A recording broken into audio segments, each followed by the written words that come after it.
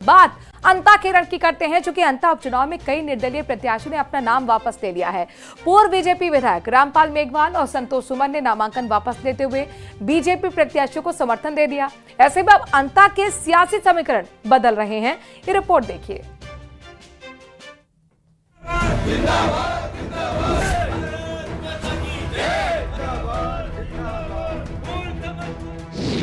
अंता का रण, बदल रहे समीकरण, किसने और क्यों वापस लिया नामांकन, अंता उपचुनाव का महामुकाबला।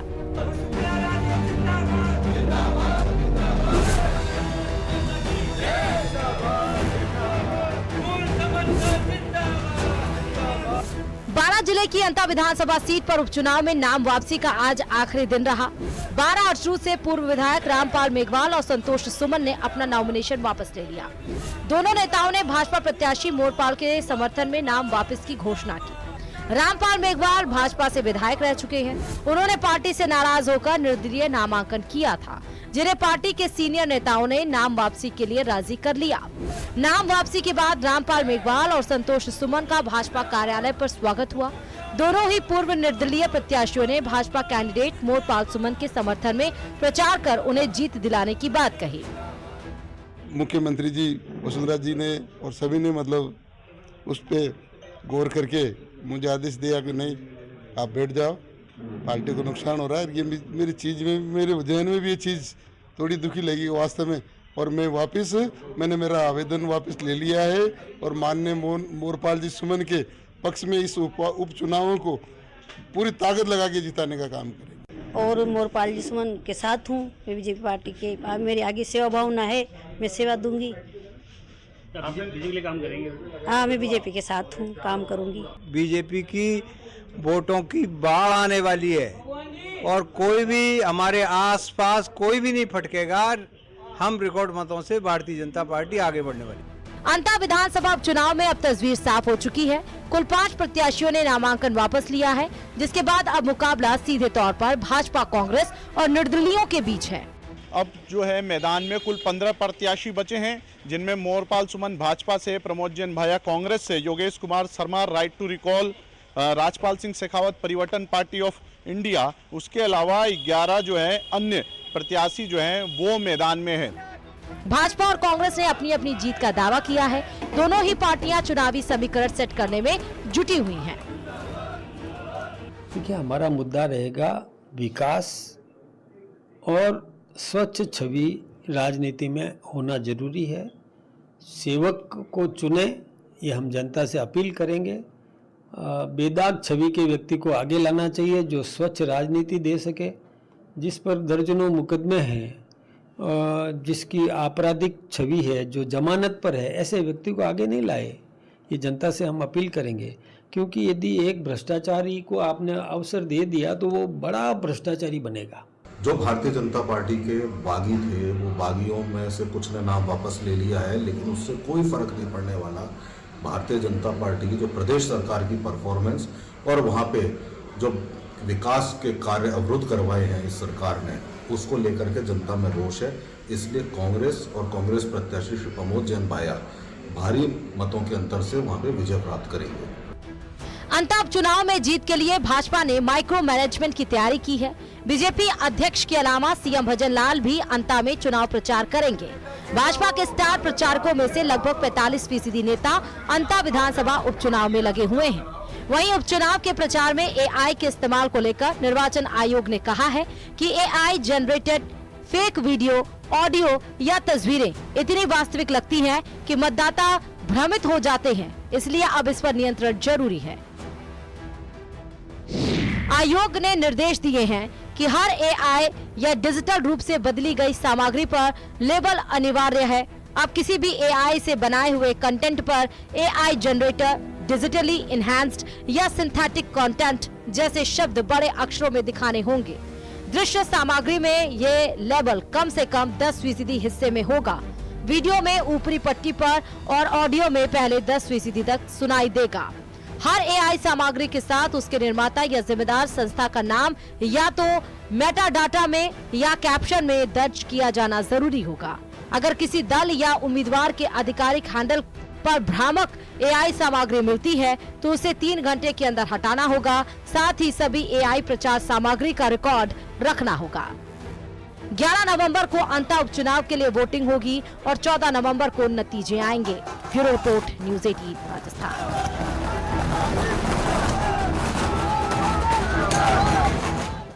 और बात मुख्यमंत्री भजनलाल शर्मा के दिल्ली दौरे करते हैं। दरअसल राजस्थान के मुख्यमंत्री भजनलाल शर्मा आज दिल्ली के दौरे पर रहे और इस दौरान उन्होंने प्रधानमंत्री नरेंद्र मोदी से लेकर कई केंद्रीय मंत्रियों से मुलाकात की।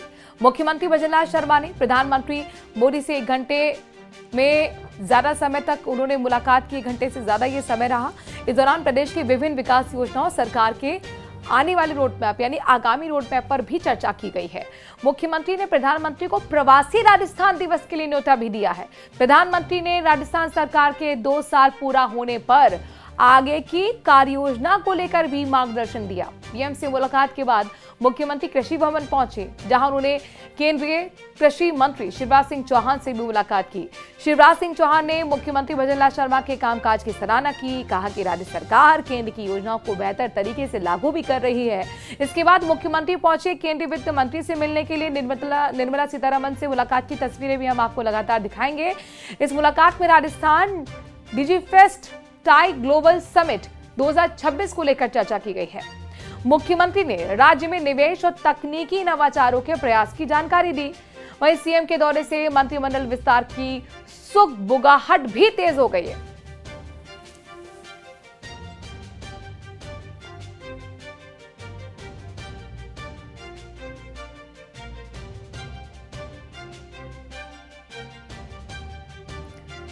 तो मुख्यमंत्री के दिल्ली दौरे से जुड़ी हुई 3 तस्वीर आपके सामने है। पहली तस्वीर बहुत महत्वपूर्ण हो जाती है, जो कि सबसे पहले दौरे की मुलाकात है प्रधानमंत्री के साथ उनके आवास पर। उसके बाद लगातार उनकी मीटिंग्स का सिलसिला चलता रहा। इशू थे प्रमुख जो अंक हमारे जो टांके हमारे राजस्थान के अंदर बनते हैं, जैसे पानी का संग्रहण होता है, उसके लिए एक ऑर्डर निकल गया था कि उसके लिए जो यहाँ से पैसा मिलता है वो आगे अगर सिंचाई के काम में लेते हैं तो वो नहीं मिलेगा। मैं धन्यवाद देना चाहता हूँ माननीय शिवराज सिंह जी को कि उन्होंने उसको दोबारा से जो स्कीम थी उसको पूरे राजस्थान के अंदर टांके बनवाने का आज आदेश किए हैं। इसके लिए मैं धन्यवाद देता हूँ। ऐसे और कई विषय हैं हमारे पंचायत राज और ग्रामीण विकास के, एग्रीकल्चर के, जो हमारी डीएपी के लिए जो थोड़ी दिक्कत थी उसके लिए भी हमने बात की है, तो उसका भी आपने कहा है कि तुरंत ही उसकी व्यवस्था भी हो जाएगी। और अगर आपका बच्चा स्कूल में एनरोल है यानी कि स्कूल जाता है तो खबर आपके लिए बहुत महत्वपूर्ण है, क्योंकि मारू राजस्थान में अगर हम बात करने वाले हैं आगे शिक्षा व्यवस्था में हुए बड़े बदलाव की। दरअसल शिक्षा मंत्री मदन दिलावर ने कई अहम ऐलान आज कर दिए हैं। अब प्रदेश के सभी स्कूलों में एक जैसी यूनिफॉर्म होगी, चाहे वो निजी स्कूल हो, सरकारी स्कूल हो, सभी वो बच्चे एक ही ड्रेस पहनेंगे। टाई अब यूनिफॉर्म का हिस्सा नहीं होगी। साथ ही अब स्कूलों का नया सत्र भी 1 अप्रैल से शुरू होगा। तो वहीं मंत्री दिलावर ने दफ्तरों के लिए भी नया नियम बना दिया है। वो क्या है ये जान लीजिए। अब शिक्षा, संस्कृत शिक्षा और पंचायत राज विभाग के सभी कार्यालय राष्ट्रगान से खुलेंगे और राष्ट्रगीत से बंद होंगे। हर कर्मचारी के लिए इन दोनों में उपस्थित रहना अनिवार्य होगा। हमने सरकारी विद्यालय और निजी विद्यालयों की पोशाक, ड्रेस, गणवेश, जिस अलग अलग नाम से अपने हिसाब से रख बोलते हैं, यूनिफॉर्म जो कहते हैं, वह एक ही होगी और उसमें टाई को कोई जगह नहीं होगी। जैसे शर्ट है, नेकर, पैंट जो भी होता है, जूते, वो सब एक जैसे होंगे सरकारी और गैर सरकारी में। कुछ समय बाद इसके आदेश जारी करने वाले हैं।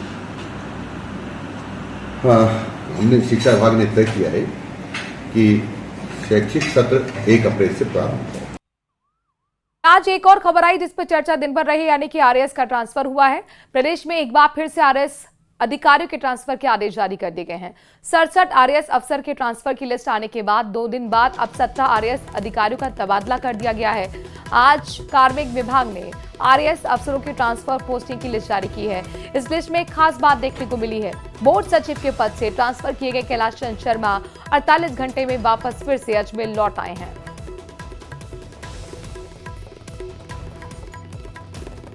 सिरोही में बड़े पैमाने पर दिव्यांगता प्रमाण पत्रों के खुलासे से हड़कंप मच गया है।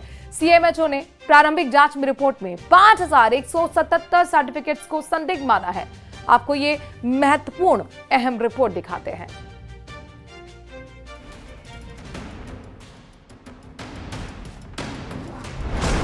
पांच 5177 दिव्यांग सर्टिफिकेट्स फर्जी। डीएम ने की एसओजी से जांच की सिफारिश। बड़े रैकेट का हो सकता है खुलासा। सिरोही में मार्च 2019 से जनवरी 2025 तक कुल 7613 दिव्यांगता प्रमाण पत्र बनाए गए। इनमें से 5177 दिव्यांगता प्रमाण पत्र संदिग्ध मिले हैं। दरअसल इन सर्टिफिकेट्स पर ऐसे डॉक्टर्स के हस्ताक्षर हैं जो उस वक्त वहां पोस्टेड ही नहीं थे। इन शिकायतों के सामने आने पर सीएम के निर्देश पर जिला कलेक्टर ने सीएमएचओ को जांच के निर्देश दिए थे। वहीं इस खुलासे के बाद अब जिला कलेक्टर ने एसओजी को जांच के लिए पत्र लिखा है। इसमें जांच कमेटी गठित की। जांच कमेटी में ये सामने आया कि उनके कार्यकाल में जो 7000 से अधिक सर्टिफिकेट जारी हुए हैं, उनमें से 5000 से अधिक सर्टिफिकेट पर उनसे पूर्व में कार्यरत सीएमएचओ डॉक्टर परमार साहब के साइन हैं, जो राजेश कुमार के नहीं है। सारी रिपोर्ट हमने उच्च अधिकारी को भेज दी है। 5177 संदिग्ध दिव्यांगता प्रमाण पत्रों पर ऐसे डॉक्टर के डिजिटल सिग्नेचर सामने आए हैं जो उस वक्त सिरोही में पदस्थापित भी नहीं थे। इनमें तत्कालीन सीएमएचओ डॉक्टर सुशील कुमार के डिजिटल सिग्नेचर और विशेषज्ञ डॉक्टर के सिग्नेचर बताए गए हैं। ये सभी डॉक्टर उस समय सिरोही में पदस्थापित ही नहीं थे। उस वक्त डॉक्टर राजेश कुमार सीएमएचओ के पद पर पोस्टेड थे, लेकिन उन्होंने फर्जीवाड़े के आरोपों को सिरे से खंडन किया है। डॉक्टर राजेश कुमार का कहना है कि पूरी प्रक्रिया ऑनलाइन है, ऐसे में फर्जीवाड़े की संभावना ही नहीं है। ये सरासर मिथ्या और निराधार आरोप है कि 5177 जो बता रहे हैं, एक चिकित्सक कभी भी नहीं हो सकता। ये सारे फर्जी बताए हैं, सवाल ही पैदा नहीं होता। और मुझे किसी भी जांच में न तो मेरा पक्ष जाना गया है, न मुझे बुलाया गया है, न मेरे ध्यान में है। लेकिन जो जहाँ तक मेरा नॉलेज है कि हमारे डिपार्टमेंट में जो मेडिकल सेक्रेटरी है, मेडिकल सेक्रेटरी की मार्फत ही आगे सारी जांचें बढ़ती है। ऐसा कुछ किया है तो इस पे आगे मेरे संज्ञान में है नहीं। 5177 दिव्यांगता सर्टिफिकेट पर ऐसे डॉक्टर्स के सिग्नेचर हैं जो उस समय वहां पोस्टेड ही नहीं थे और जांच के दौरान तत्कालीन सीएमएचओ से सवाल जवाब भी नहीं हुए। इस पर तत्कालीन सीएमएचओ डॉक्टर राजेश कुमार ने मामले में विभागीय कार्रवाई करने के बजाय एसओजी में शिकायत दर्ज कराने पर कलेक्टर की मंशा पर भी सवाल उठाए हैं। तत्कालीन सीएमएचओ डॉक्टर राजेश कुमार ने बता रहे हैं कि इस मामले में दिव्यांगता सर्टिफिकेट सिर्फ एक ही डॉक्टर नहीं बनाता है, उसमें विभिन्न प्रक्रियाओं से अलग अलग डॉक्टर के साइन होते हैं और उसके बाद में जाकर वो प्रमाण पत्र हासिल होता है। देखने वाली बात यह है कि दिव्यांगता सर्टिफिकेट बनने के बाद में उसके बाद में इनका भौतिक सत्यापन क्यों नहीं किया गया। कैमरा पर्सन के साथ में न्यूज 18 के लिए प्रतीक सोलंकी, सिरोही, राजस्थान। और बीकानेर में किसानों की फर्जी गिरदावरी सहित कई समस्याओं को लेकर जिला कांग्रेस कमेटी देहात की ओर से जिला कलेक्टर पर धरना लगाया गया है। इसमें देहात जिला अध्यक्ष और शहर जिला अध्यक्ष सहित कई कांग्रेसी नेता भी मौजूद रहे। इस दौरान कांग्रेस कार्यकर्ताओं ने मुख्यमंत्री के नाम डीएम को ज्ञापन सौंपा। कहा कि मूंगफली तुलाई में घोटाले, फर्जी गिरदावरी, डीएपी खाद की कमी सहित कई समस्याओं से किसानों को जूझना पड़ता है, लेकिन कोई सुनवाई नहीं होती।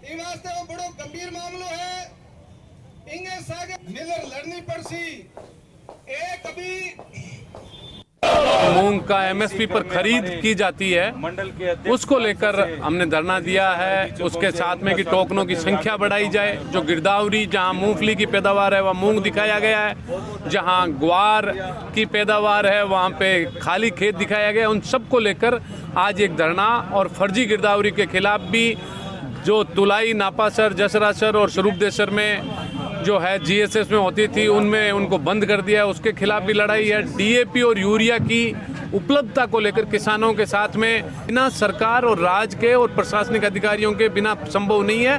बीजेपी का राज और पर्ची सरकार इसमें मिली हुई है। सवाई माधोपुर में सुबह से ही रिमझिम बारिश का दौर जारी है। यहां सुबह से हो रही बारिश का असर रणथंभौर टाइगर रिजर्व पर भी देखने को मिला। यहां सुबह की बारिश में पर्यटकों ने भीगते भीगते सफारी का आनंद लिया और इस दौरान पर्यटकों को जोन नंबर 2 में टाइगर T101 के दीदार हुए। यहां करीब 15 मिनट तक पर्यटकों ने टाइगर T101 का निहार किया। तो वहीं लगातार हो रही बारिश के चलते रणथंभौर के कुछ जोन्स के रास्ते भी खराब हो गए हैं और इसकी वजह से वन विभाग की ओर से जिप्सी कैंटर को डायवर्ट किया गया है।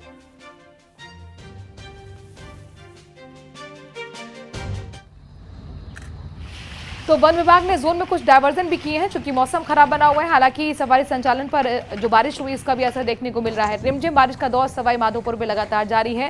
ये तस्वीरें आपको हम दिखा रहे हैं। भीगते भीगते पर्यटकों ने सफारी का बारिश में जरूर लुत्फ उठाया। हालांकि जो रास्ते हैं बारिश की वजह से कई जगह खराब हैं और ऐसे में कुछ डायवर्जन भी वन विभाग को करना पड़ा है।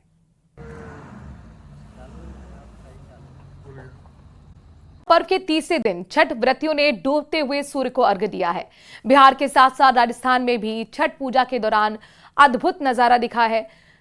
छठ घाटों पर आस्था का सैलाब दिखा। श्रद्धालु ने पूरे भक्ति भाव के साथ भगवान भास्कर की उपासना की। आप भी देखिए जयपुर के घाटों की तस्वीर कि किस तरह से विहंगम नजारा दिख रहा है।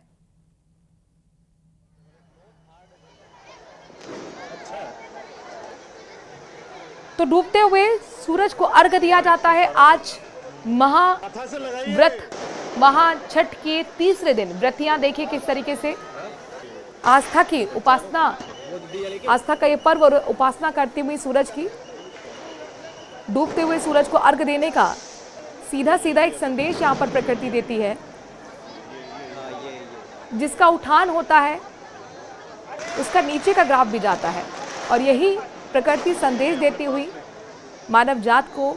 और इसीलिए ये प्राकृतिक एक त्योहार जिसमें क्या अमीर क्या गरीब सभी छठ का पूजन करते हैं, छठी मैया का व्रत करते हैं। और आज तीसरे दिन जो व्रतियां हैं देखिए घाटों पर पहुंचकर कितने सुंदर तरीके से घाटों को भी सजाया गया है। यहाँ पर फलों को रखा जाता है प्रसाद के रूप में और डूबते हुए सूरज को अर्घ्य देती है। छठ आज है और आज जो है आप देख सकते हैं कि किस तरह से यहाँ गलता तीर्थ पर, ये गलता तीर्थ है, गलता तीर्थ में लोग यहाँ अस्ताचलगामी सूर्य को जो है अर्घ्य देकर जो है अपनी पूजा अर्चना कर रहे हैं। और इस बीच जो है प्रशासन ने भी यहाँ जो इंतजाम है वो चाक चौबंद किए हैं। मेरे साथ हैं जो है ADM 4 जो बताएंगे। अपना नाम बताएं सर। मैं आशीष कुमार, अतिरिक्त जिला कलेक्टर चतुर्थ जयपुर। तो किस तरह की यहाँ व्यवस्थाएं की गई हैं प्रशासन की ओर से और क्या व्यवस्थाएं अभी तक सुचारू चल रही, क्योंकि आज बारिश भी जो है हो गई है? जी, आपका कहना सही है कि बारिश के नाते से श्रद्धालुओं को थोड़ी बहुत असुविधा का सामना करना पड़ रहा है, लेकिन प्रशासन ने अपनी व्यवस्थाएं चाक चौबंद यहाँ कर रखी हैं। यहाँ लाइट की व्यवस्था कर रखी गई है, पेयजल की व्यवस्था है, फायर ब्रिगेड की गाड़ियों की व्यवस्था है, साथ में SDRF है, NDRF है, हमारे सिविल डिफेंस के लोग हैं, पुलिस के जवान यहाँ पे लगे हुए हैं, गोताखोर हैं। यहाँ पे हमने एक चौपाटी की व्यवस्था की हुई है ताकि जो श्रद्धालु यहाँ पे आ रहे हैं उनको किसी प्रकार से खाने पीने की कोई दिक्कत नहीं हो। किस तरह का जो है ये त्योहार है और क्या आप छठ मनाने आए हैं तो किस तरह का त्योहार है? आज व्यवस्थाएं कैसी है यहाँ? अच्छा व्यवस्था है भैया, रास्ता अच्छा लग रहा है। अच्छा लग रहा है। आप बताएं। मैं क्या बताऊँ, दिख ही रहा है कैसा है यहाँ पे। आप बताएं कहाँ से आए हैं आप? हम खातीपुरा से आए हैं। खातीपुरा से इतनी दूर आए हैं तो किस तरह कैसा लग रहा है? आज बारिश भी हुई है लेकिन त्योहार का उल्लास ज्यों का त्यों है, बताएं। अच्छा लग रहा है। तो इतनी दूर आए हैं आप, कैसा लग रहा है? यहाँ पे आज बारिश भी हुई है तो मेरे को बहुत अच्छा लगता है, त्योहार है ना इसलिए। तो किस तरह से आप त्योहार मनाते हैं? क्या कर रहे हैं आप यहाँ? किस तरह से त्योहार मना रहे हैं? सूरज देव के अर्घ्य दे रहे हैं। आज बारिश हो गई है तो बड़ी तकलीफ तो है, अर्घ्य कहाँ जाए, देना ही पड़ेगा ना। चारों तरफ किस तरह से जो है श्रद्धालु यहाँ लगातार पहुँच रहे हैं और लगातार जो है यहाँ जो है अर्घ्य दे रहे हैं सूर्य को और उसके बाद में जो है पूजा अर्चना करके जो है और सुबह भी जो है सूर्य को अर्घ्य देकर ही अपने जो है आगे के कामकाज करेंगे। कैमरामैन मान सिंह के साथ हितेंद्र शर्मा, गलता पीठ, जयपुर। तो बारिश